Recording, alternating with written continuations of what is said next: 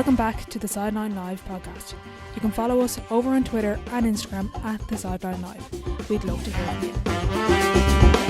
On episode 55, I am delighted to be joined by Irish Olympian and 800 metre athlete Nadia Power. On this episode, we discuss her career, developing a good support network, the Olympics, dealing with setbacks and challenges, and so much more. I thoroughly enjoyed chatting with Nadia, so I hope you enjoy the episode.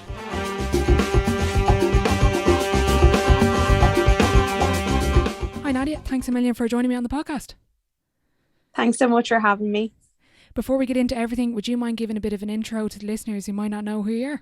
So my name's Nadia Power. I compete in athletics, mainly the 800 metres, but also the 1500 metres. So I guess that would be considered a middle distance athlete. And I'm a 2020 Olympian and also a DCU marketing student. Brilliant. So kind of going back to underage, growing up, do you remember like a moment where you were like, I want to run for Ireland, I want to go to the Olympics? I think very early for me. I definitely think I would have watched, I think Beijing, it would have been, so 2008 Olympics, and it definitely would have stuck in my head then at that point that I wanted to run. And I think in athletics world, the Olympics is just, you think of the pinnacle the whole time, so it's always kind of brought up as a benchmark of being really good, even from a really young age. It's kind of all you understand as the top level. You don't understand like kind of professionals or contracts or world championships. That's the only thing that makes sense to, I guess, a 10-year-old or so. So yeah, definitely I'd say watching the Beijing Olympics. And was there a particular favourite athlete or role model you had growing up? I wouldn't say one in particular. I definitely enjoyed watching Usain Bolt a lot at that Olympics. He stood out to me. I would have slightly missed, I guess, Sonia's time when she was competing really competitively, but my mom loved following her and always told me about her. And then as you grow up competing in Ireland, her name is constantly brought up, and been lucky enough to like meet her and spend time with her and stuff. So she's definitely someone we all look up to. And I think Dervla Work as well was definitely one I would have watched and really enjoyed. So she's great too. There was a great picture on Twitter a little while ago. I think it was the Cumann Munschool primary school running team. Growing up, were you always kind of one of the fastest in your school, in your class? Yeah, I was actually, and that was why my mom put me into athletics in the first place. I was always really into Camogie and GAA, so I played for St. Jude's, and in that photo it's actually me and Hannah Hegarty. I know you've had her as a guest as well. So we were the two fastest in the class, faster than all the boys. So I guess we kind of turned out to still stay involved in sport, I guess, the most out of anyone. So it was maybe obvious from an early age he was going to stick with the sport. But yeah, like, no, I've just always been involved and always loved it. Were you slagging all the lads saying you were faster than them? I don't know if I was slagging them, but I'm sure I let it be known. And Hannah sent in a question. She wanted to know, do you think Camogie helped or hindered your athletics career? God, that's actually a really tough one. I couldn't say it hindered it. I think, do you know what? I wouldn't even say it directly helped my athletics career, but I think it's a positive experience for someone who's younger to be involved in a number of sports. So I think just the social aspect of Camogie and knowing there's more to athletic, there's more kind of sports outside athletics and teamwork and that kind of thing was really positive for me growing up, and then helped how I stuck with athletics and kind of was able to not focus on it too much until I was maybe 16, 17, because I think if I didn't play Camogie, I would have maybe got too obsessed with athletics and too focused on it and put too much pressure on myself at a really early age. Okay, that's really interesting. And do you think kind of having different friend groups, like I play different sports and I have different friend groups from school and primary school, do you think that kind of helped as well, that you could have, as you said, that social outlet from different sports? Yeah, I think so. I still like that now. I have friends in running, but they're such good friends at this stage that when I meet them, I barely even talk about running. So I think that's a positive thing as well. And then I also have a lot of friends involved in GA, and I just think it's good to be surrounded with different people and hear about different sports, and then also good to have friends who aren't involved in any sport too. Yeah, exactly. So you decided around 16 or 17 to focus on athletics? Yeah, I think it was after under 16 I quit. I was starting to qualify for internationals at kind of schools level, so that would be like an international where you run against England, Ireland, Scotland and Wales. So at the time it was a really big deal for me to qualify for them, and I just wanted to focus a bit more on those competitions, and I was just finding it was kind of an increased injury risk as well to be playing camogie too. Do you find it was that the kind of the stage, like I know you went to the States for a couple of months for college, is that kind of the stage that you kind of think about going abroad and the idea is kind of planted and maybe coaches start reaching out to you? I guess it would have been a little bit later, so I would have quit camogie maybe when I was coming into fourth year, I'd say. And then, yeah, probably the next year, I'm starting to think about university. My old coach from Templo Athletics Club, where I used to run for, he had a son who was a college coach in America. So he always talked about that and the benefits of America. And he was like a big advocate for that. So I think that seed was planted in my head, like from a really, really early stage, maybe from like 12 or so. I almost didn't know what I wanted to do after school except go on a scholarship to America. So I think yeah, I had that in my head, and then I ran well in fifth year at like basically the exact right time to get recruited by good schools. So then they start reaching out to you, and then you get to go on a visit and then make a choice. Okay, and what's that like? Just if there's any younger athletes listening that want to go to the States, that kind of visiting and having the contact, and even I know there's like a recruitment process that has a lot of stages with it. Yeah, it's a little bit overwhelming to be honest. There's endless options really in America, because even if you're not performing to like a top level, there's Division 2 schools, there's private colleges, like there's really a lot of options for any Irish athlete that wants to go, and they seem to love to have Irish athletes. So it's overwhelming, because I remember they'd like message me on Facebook, which, you think, oh, I'm getting a scholarship, it would be such a formal thing. No, like you have a coach like messaging you on Facebook. I'd get so many messages like, come to Florida, come to Mississippi, come to Michigan, and they're just like selling the school to you. So it's like a lot as a 17-year-old to to deal with. So obviously my mom really helped there, and like she'd be like looking up if the schools were good, and she was probably more concerned if they're like academically good than good at running. And then eventually narrowed it down, had some calls, and then you're allowed to go on visits. It's actually really cool. Okay. They pay for your visit. So like I got like a free trip to America. Unreal. I actually with other athletes as well to visit schools. So I went to visit University of Providence. So there's an Irish coach there, Ray Tracy. So I went there first with two other Irish athletes. Then I went on to Iona in New York. And then I went on to the University of Virginia. So I kind of could see them, and you spend like 2 days with the team, and they kind of bring you through their lifestyle and show you kind of what life would be like as an athlete there. So did that, and I chose University of Virginia and then went there the following year. What stood out with the University of Virginia out of interest? I was really interested in just like having as much of an American college experience as possible. Like it was a little bit probably superficial. Like I just loved that they had the big facilities, the amazing stadiums, and the campus was so nice. The weather seemed really nice, versus Providence and Iona were like kind of private colleges, so they're way smaller. So they would have only had like maybe a couple of thousand students, and the campus was Okay. way smaller.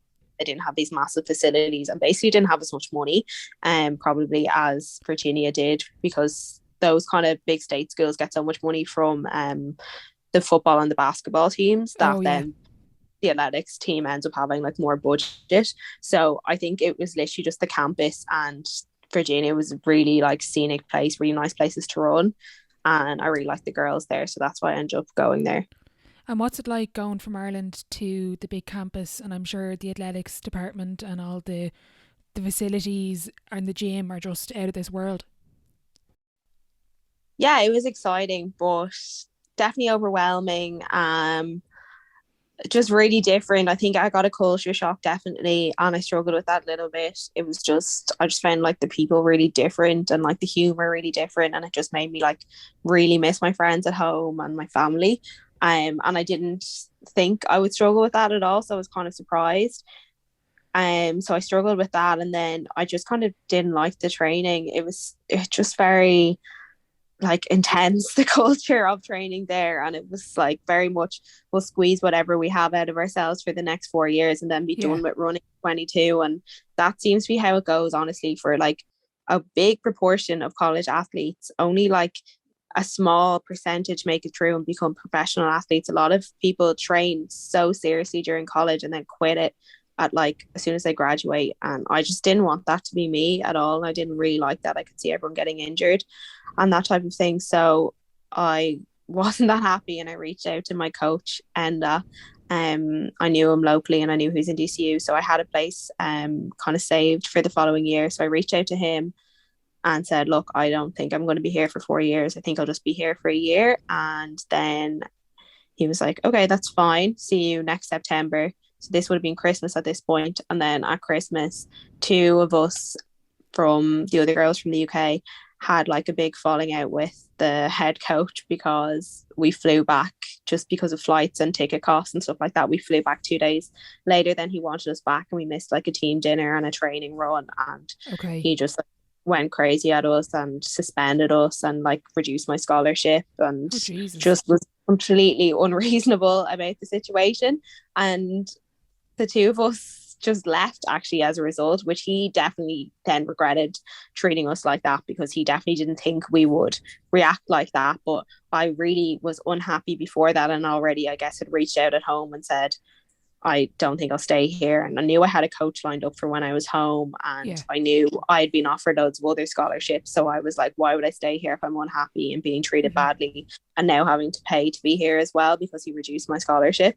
So I ended up leaving, I'd say like 2 weeks after I returned after Christmas. So it was a bit of a mess, to be honest, but definitely a good decision overall, but not how I saw my American college dream that I kind of was thinking about since I was about 12 years old go. Yeah, I know what you mean, and kind of nearly like being able to kind of see maybe the 4 years won't suit me. But you actually held a place in DCU. Was you deferred the place after the CAO, was it? Yeah, I did that, and that was a very smart decision in hindsight. So I had to have that. What was it like then coming home, and you already lined up a coach, you had your college course? I presume it was obviously a really good move for you. How did you find kind of coming back home and training in DCU? Yeah, there was definitely a bit of a feeling of failure coming home, and everyone I knew I was in America, and I kind of meet people from school who wouldn't kind of have known the whole story, and I'd be asked, oh, are you not in America? And everyone just assumed because it was a scholarship, it was amazing. And I even find like up to I'd say 2.5 years after, people would be like, oh, how's the scholarship in America? And I'm like, I'm literally been home 2 years. So it was tough kind of answering all those questions and going through the whole story again. And it was a bit of a crap feeling, but I think it was great I moved coach to Enda when I came home, because it just gave me like a new sense of like purpose and a new excitement for kind of my next few years at running. And even though it was like a massive change in direction, I knew DCU was like a really good place to go for athletics. So it wasn't that bad, just despite all the kind of the questions. Yeah. And how do you find, like, what's your weekly schedule of training? Even at the moment, I know it might have even differed from coming back to DCU. It's definitely more now than it was then, but it was still a lot. At the moment, most weeks would train twice a day on Monday, Tuesday, Wednesday, Thursday, and then I have Friday off, and then I train on Saturday morning and Sunday morning, and that ranges from like training sessions to just like a short easy run to gym sessions to sprint sessions. So we just kind of mix everything there, but it's super busy, so it is quite hard with college. And how do you find, like, even like when you said there are double days, like, and even training on the weekend, I know you have Friday off, but even mentally, how do you find kind of keeping it fun and keeping it challenging for yourself? I don't struggle too much with that, to be honest. I'm a very like internally motivated person. Okay. Like a lot, to be honest. So I'm probably pushing my coaches the whole time, I would say, more so than them pushing me. I'm always like asking for more. Why are we doing this, or can we do that next time, or would this make me better? So I don't actually struggle with training that often, because I am just really driven and I really enjoy like just getting really stuck into training as well. So it's a bit of an annoying answer, but I don't struggle. And where do you think that motivation comes from? I've no idea really, because like my parents weren't really involved in like sport very seriously. I think it's just I have like big ambitions for athletics, and I know there's a lot of people working very hard around the world. So there's that I have to compete with. So I just there's no room to not kind of be that ambitious and that focused. Yeah, I know what you mean. I know in third year, you're in final year now, you split it, but in third year, you actually had a full time placement as well as training and all the races and just everything. It sounds like madness. Yeah, that year was really, really tough for me. And yeah, I struggled a lot with that. I kind of realized if I want to train and compete at a high level, like a full-time job just isn't doable. And yeah, most now some somehow manage it, but for me, I found it really hard that year. But then COVID came along and we were able to work from home. And then I guess all Mhm. my races were cancelled too. So I even found like working from home and just without the commute time and stuff like that, it was kind of easier to train. And how did you find training at home? I think you had a couple of videos up in your garden doing deadlifts and squats and loads of stuff. Yeah, I enjoyed it. It wasn't ideal, it's not what I wanted, but I found it like during COVID, especially like really deep into it when we had no idea what was coming next the whole time or when things would be back. It was kind of a high point of each day and something to do and something to aim at. So Yeah. I didn't find it too hard at all. I think I had the idea I'll get some really good training in now and then I'll get an advantage on all of my competitors, but Yeah. to be honest, everyone had the exact same idea in athletics anyway, and just the results since COVID have been incredible. So I don't think I got a one up on anyone, to be honest, because everyone seemed to take that same approach to work even harder in that time. Yeah, yeah, there was loads of stories up of everyone, like all the Olympians that I follow. But do you think that kind of that success that we've seen, as you said there, that's just down to like not having to peak in the middle of a season for a race and just having that period of time to train and just really work on yourself? Yeah, I think so. I think it was like a time where you could still do all your work without the reduced pressure of like a competition just around the corner. So everyone kind of maybe got a longer, uninterrupted training block. And also maybe it just helped people rediscover like the simplicity of why they enjoy their sport because you can kind of forget why you're doing it sometimes because you're just thinking about your goals in the next race the whole time. And then I found anyway, I just was like, oh, I actually really just enjoy this and enjoy training and enjoy working hard. So I think maybe other people had that effect too. Okay, yeah. I was actually listening to Dina Asher Smith before, and she was kind of talking about. I think it was her now. She was talking about social media and kind of having other athletes, let's say on Instagram. And sure, everyone puts up what they're doing best on Instagram, their PBs or their lifts. How do you find kind of watching other athletes on Instagram? Is that something you try shy away from? You don't look at your competitors, or is it something you just embrace? It's a tough one. I definitely like struggle with it a little bit and find I do automatically kind of go into comparing myself or have in the past anyway. Hmm. Even just like when you see people have a kind of better training setup than you and stuff like that, sometimes you can kind of go on a on a into a rabbit hole with that. So I think Yeah. just kind of catching myself when I'm comparing myself and just reminding myself like it's just social media, everyone's just showing their good days or they're not, Hmm. you don't know the full story is kind of helpful. But I definitely like I listened to that podcast as well and I completely thought Dina had like a great approach to it. You seem to have a really good support network around you. You mentioned before Jessie Barr, your coach, Enda, Donny. Like, if there's anyone listening, how can they approach building that support network around them as an athlete? Yeah, I think one thing about that is you have to do it yourself. I think some people like maybe think it's going to come to them or I'll get to this level and I'll have people reaching out to me or whatever. I very much like do think I did a good job at actually just picking the people I wanted and asking them and making sure they like I see them often and that type of thing. So I'm really happy with like the people I work with and they've just given me great buy-in, but I also like I did have to take the time to like individually, like Enda came to me, but I would have went to End if I wasn't happy with him or whatever. So like, Okay. he's one side, then me and Donny started working together and I make sure Donny and Enda then speak, even though they have no connection outside of that. I make sure that them two are on the same page. with with each other. And then like my massage therapist Tom is so good as well, and like I put him in touch with Donny, so like he knows anything that's bothering me, or that's tight, like Donny is then working at, so they're in touch even though they wouldn't have known each other outside of that. And then I work with Jessie as well, Jessie Barr, for sports psychology, and then she would then be in touch with Enda. So as I said, can be a bit of a pushy athlete. So yeah, you have to create that team like around you, and they're also willing to work with each other and they love it, but you do have to create that yourself as an athlete, I think, and not just wait for it to come to you. Mm-hmm. You do massage therapy? What else would you do for like recovery and kind of injury management?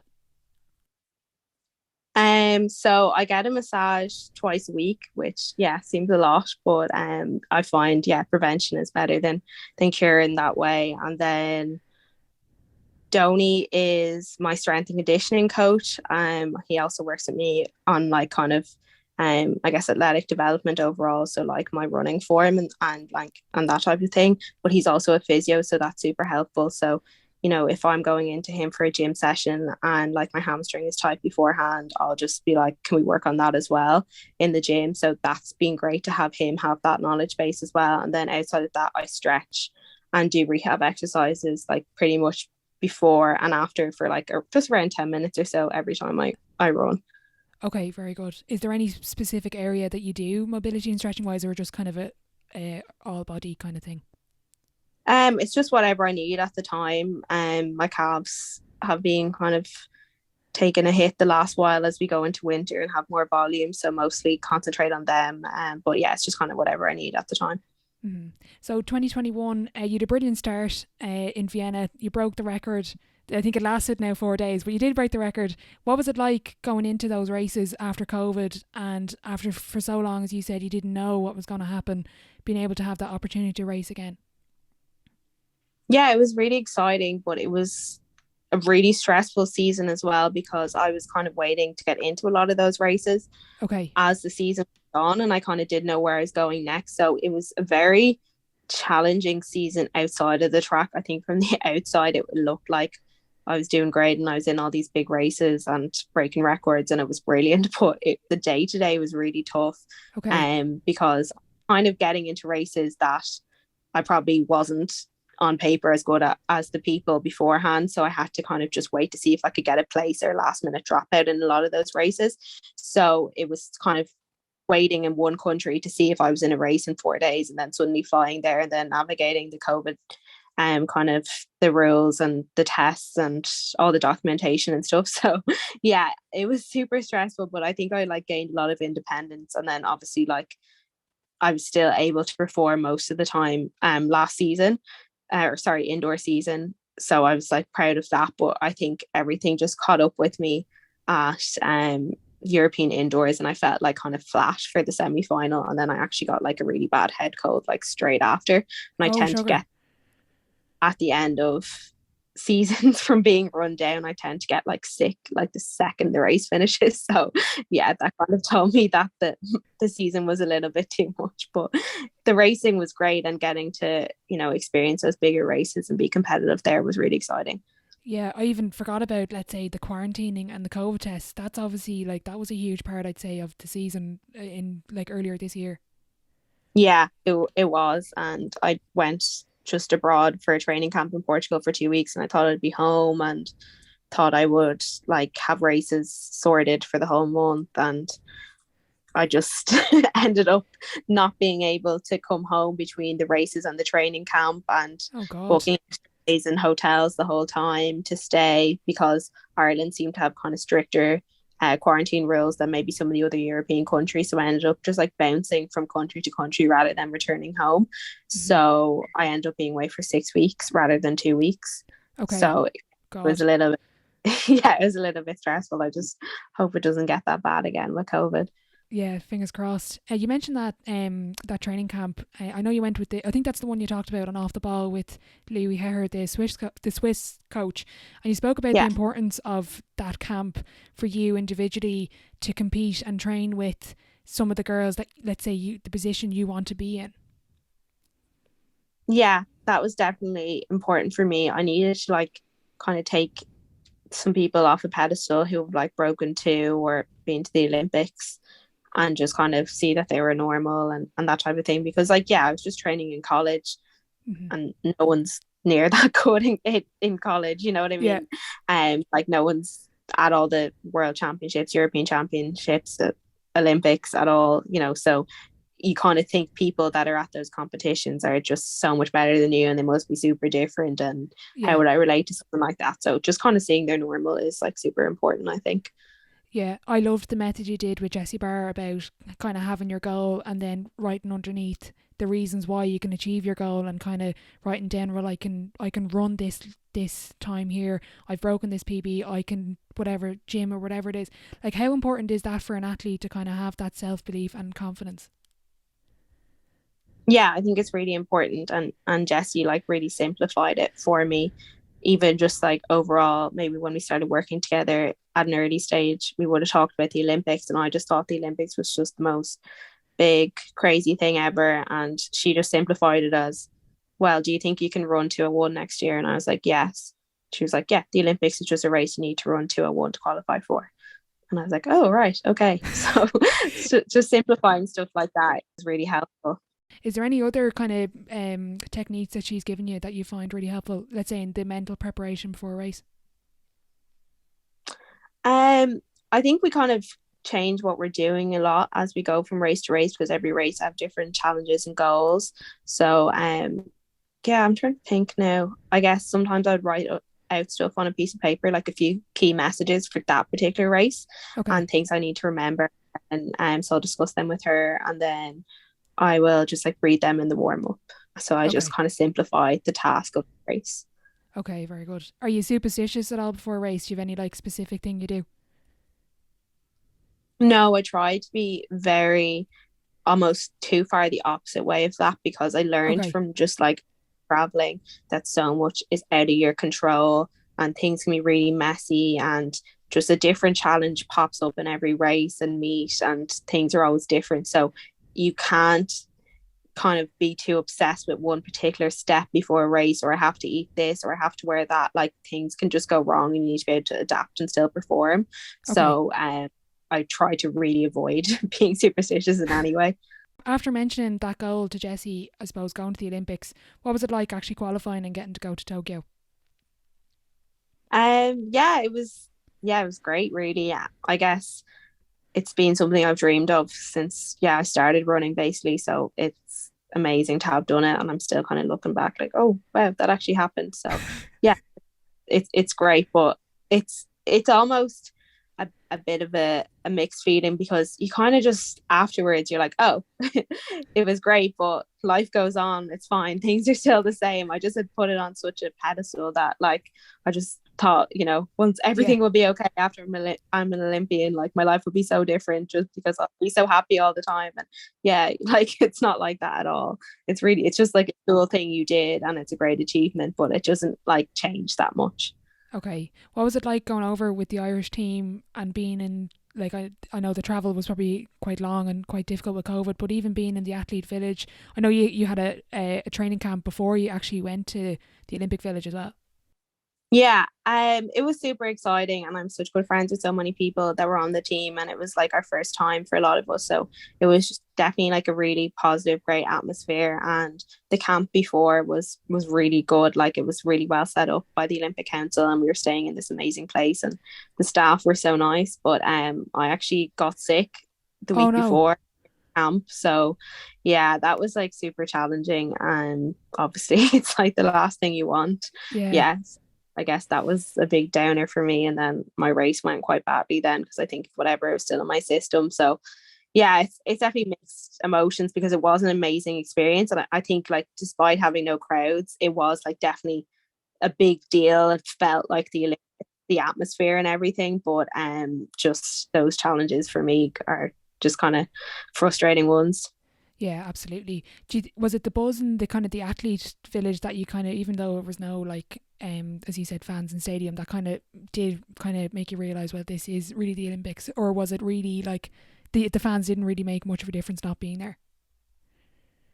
Um I guess I have nothing to compare it to a little bit. So I think it'd be very different if you were like an athlete who was at London or something and Okay. that was meant to be so amazing. So I have nothing to compare it to. So for me, it felt great, even though the stadium was empty. It was just kind of, I would say, even like how the Team Ireland staff made us feel and how the people at home were so excited for us and people in my neighborhood and my friends and everything.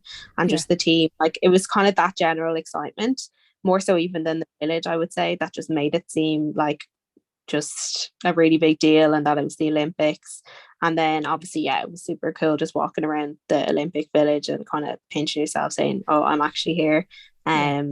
I kind of made it like that. But obviously I'm sure it would have been taken to a whole new level if fans were involved.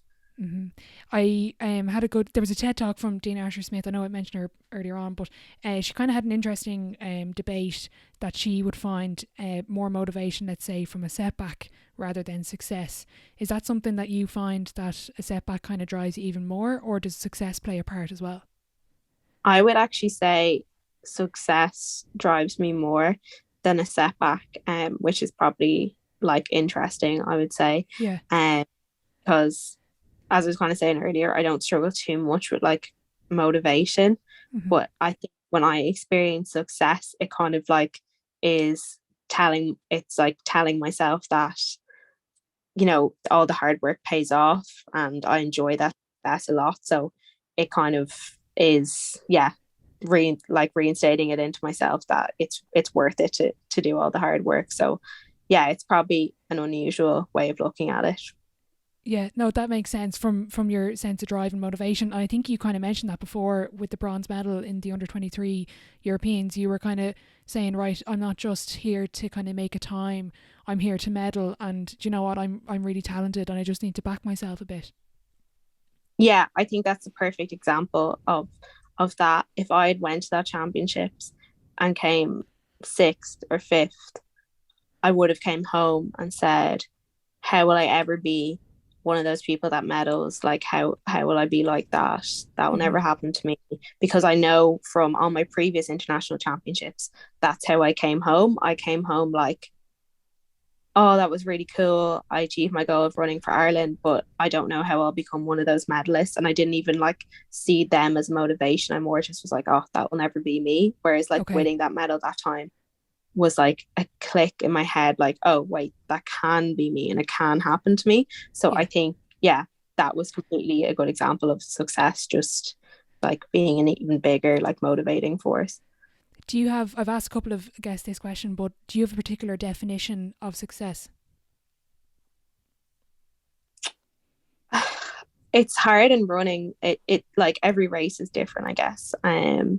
So I can't even like say one now because even like I could start the season and say, oh, success this season would be to run like, let's say, for example, 201.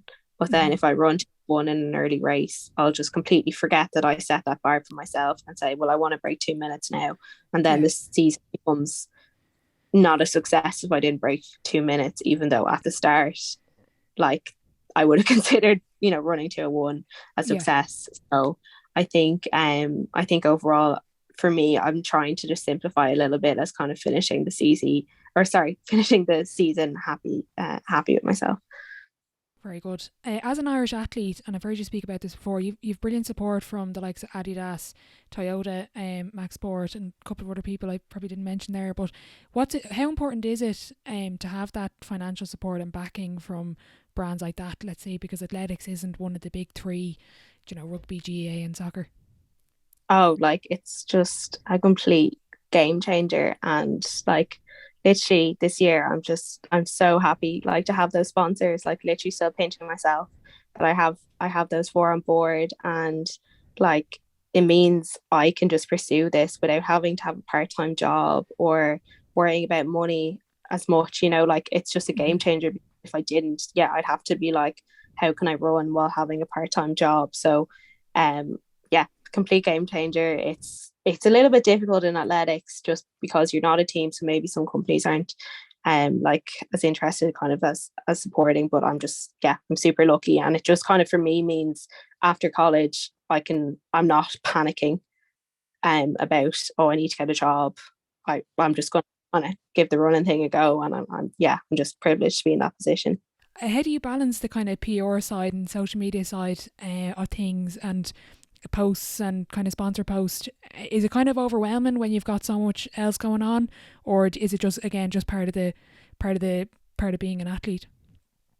It can be a little bit overwhelming at times, but like social media to me has overall been really positive. Like people are so supportive to me about athletics, and I just like it in that way. Like I haven't luckily really got too much negativity at all, and so I just kind of try and just remind myself constantly that, you know, it's positive and people like hearing my story and that type of thing. So I try not to just get too overwhelmed in that way. And also, you know, as we said with sponsorship, it's like it's a way I can sustain this as my job. So, you know, I want to like do a good job for my sponsors and make sure I'm promoting their brands.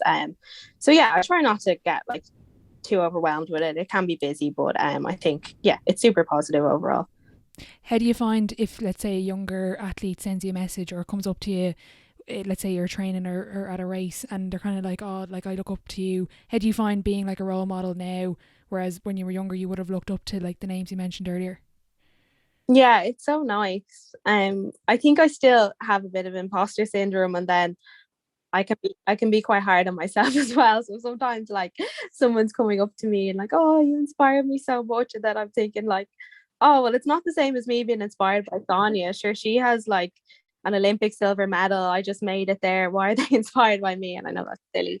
So I guess a lot of the time I'm kind of laughing at people almost in my head being inspired by me, or like kind of looking up to me. I'm still kind of have an imposter syndrome with it and don't know how to react. So I'm just be friendly to everyone. But yeah, it's super sweet. Like even just like people in my old club, like kids coming up to me and stuff. And I think sometimes something that stands out to me is like I had a little boy come up to me last week, and he was just so cute, and he wanted a picture, and he was in my old athletics club.